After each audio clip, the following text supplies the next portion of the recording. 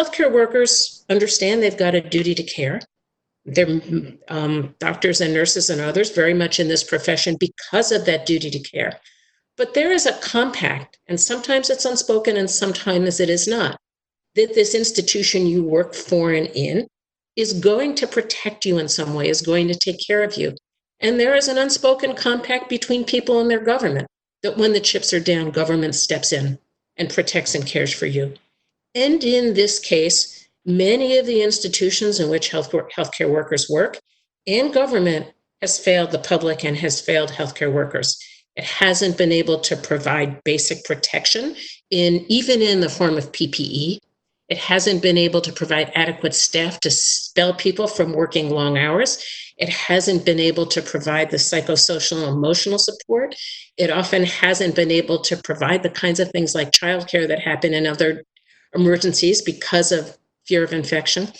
And it hasn't been able to guarantee you at the end of the day, after working as hard as you've worked, that you have a job, because the healthcare system itself has been so disproportionately impacted by the economic crisis. And so what you see is many healthcare workers being laid off, being furloughed, being out of work, even after they have taken these disproportionate risks.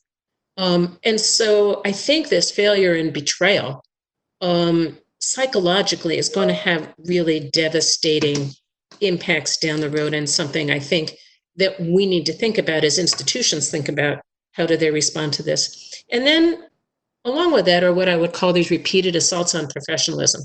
So first of all, as a health professional, you often feel kind of empowered to help. And in many of these circumstances, you can't. We hear repeatedly from healthcare workers of all different kinds that there's nothing I could do, but I could provide comfort. And so to help reframe the helplessness in terms of what people actually can do to help, I think is really important. The exhaustion is profound.